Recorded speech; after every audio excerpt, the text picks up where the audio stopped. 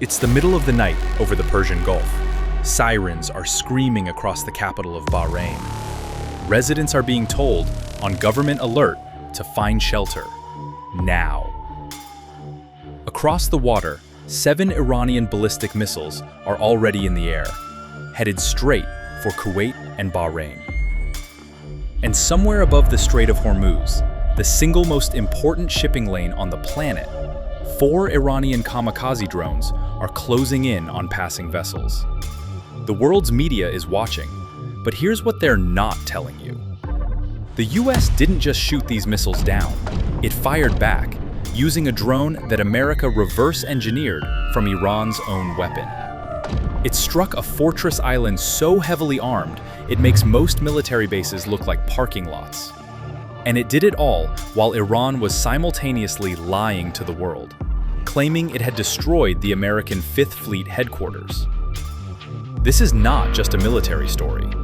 This is a story about drones costing less than a used car, forcing the most powerful military on Earth to fire $4 million missiles.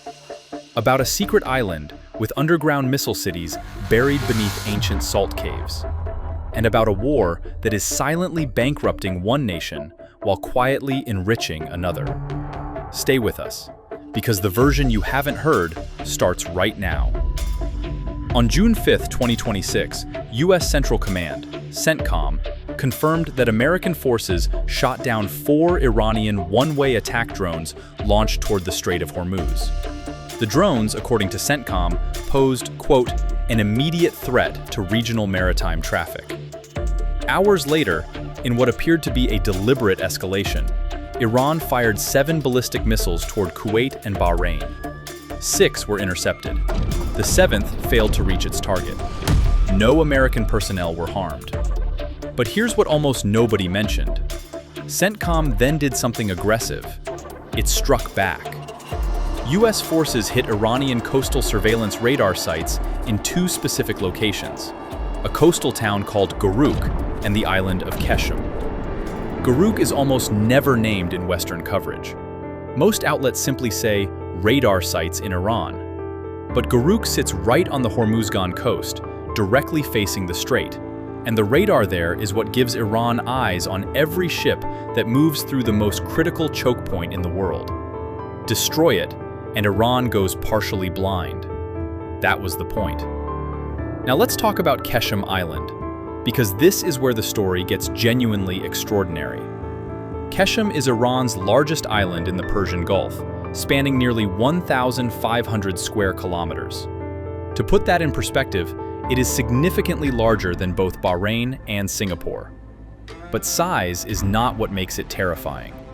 Beneath Qeshm's labyrinth of ancient salt caves and emerald mangrove forests lies a completely different world. What military analysts call Iran's missile cities. Underground bunkers, buried launch infrastructure, fast attack speedboat fleets hidden from satellite detection, and an IRGC drone launch network capable of targeting any U.S. Navy vessel in the Gulf within minutes. This island is not just a military base, it is a fortress built to survive direct bombardment. And the U.S. has struck it before. Back in March 2026, U.S. airstrikes hit a freshwater desalination plant on Qeshm Island, cutting off water supplies to 30 surrounding villages. Iran called it a war crime. The U.S. denied it. Now it has been struck again. This time, it's radar and command infrastructure. Every time America targets Qeshm, it is peeling away layers of Iran's ability to control the Strait of Hormuz. But those underground missile cities, they're still down there. Now here is the detail that should genuinely shock you. The drones Iran is firing across the Gulf, they cost between $20,000 and $50,000 each. The missiles the US is firing to shoot them down, up to $4 million per shot. One analyst calculated that for every single dollar Iran spends launching a Shahed drone, it costs the UAE between $20 and $28 to intercept it. Iran is not trying to win militarily. It is trying to drain the West economically, one cheap drone at a time. But here is where it gets almost cinematic. America's response? Build the same weapon. The US military's Lucas drone, the low-cost unmanned combat attack system, was developed by an Arizona defense firm called SpectreWorks. It costs $35,000 per unit, and it is almost a copy of Iran's Shahed 136, because the US military reverse-engineered it. America took apart Iran's drone, studied every inch of it, and built its own version. It is now firing that weapon back at Iran. But Iran isn't finished innovating either. Beyond the well-known Shahed, Iran has a drone called the Shahed 149, nicknamed Gaza. Up to 35 hours of flight endurance, a range of 1,000 kilometers, heavy payload capability. It has not been widely deployed in the Gulf yet. Tehran appears to be holding it back. And then there's the Hadid 110, also called the Dalahu, a jet-powered suicide drone capable of speeds exceeding 510 kilometers per hour, 300 miles an hour. That is more than twice as fast as the Shahed, and far harder to intercept. Most people watching this news have never heard of either weapon. While the missiles were still in the air, Iran's state media made a dramatic announcement. The IRGC claimed it had successfully struck the US Fifth Fleet headquarters in Bahrain. CENTCOM responded immediately, calling this claim completely false. But this is not a one-time occurrence. This is a pattern. Earlier in the same week, the IRGC claimed to have struck a container ship operated by MSC, Mediterranean Shipping Company, at sea in the Gulf. There was just one problem. Tracking data showed the ship had been docked in Bahrain's port since June 1st. It never went anywhere. Iran's propaganda machine is not designed to fool Western analysts. It is designed to fuel domestic support, to tell the Iranian population that its military is striking blows against the enemy, even when it isn't. Understanding that is critical to understanding this entire conflict. Now let's zoom out, because the missile and drone exchanges you see on the news, they are the surface layer. Below it runs an economic war that is bleeding Iran dry. In March 2026, Iran was exporting oil and earning an estimated $165 million per day. By May, that figure had collapsed to roughly $27 million a day. That is an 84% drop in revenue in just 2 months.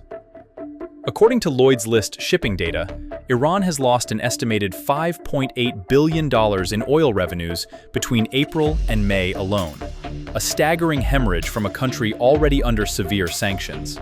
And on the same day the missiles were flying, the US quietly boarded a sanctioned Iranian oil tanker in the Indian Ocean.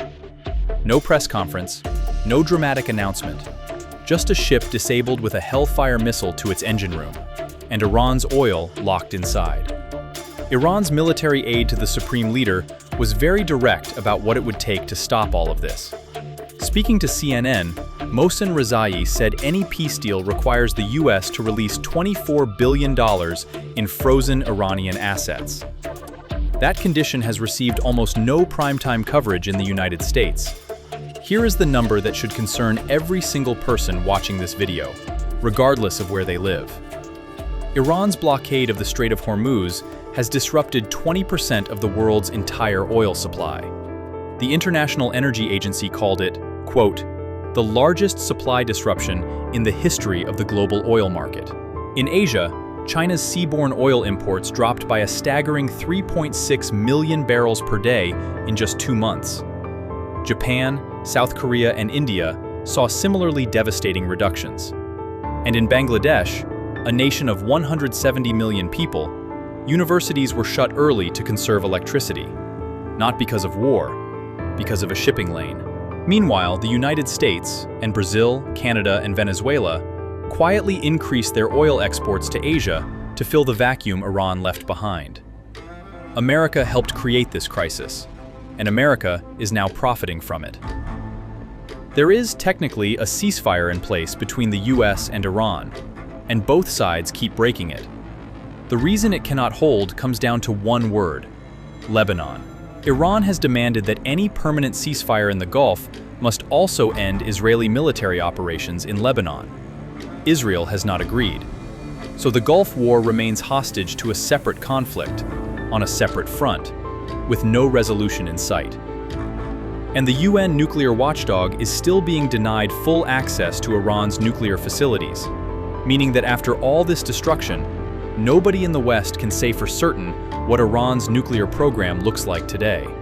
The USS Gerald R. Ford, which just completed the longest U.S. aircraft carrier deployment since the Vietnam War, has returned home after 11 months at sea. Its replacement? Not yet publicly named. A war fought with $20,000 drones and $4 million interceptors.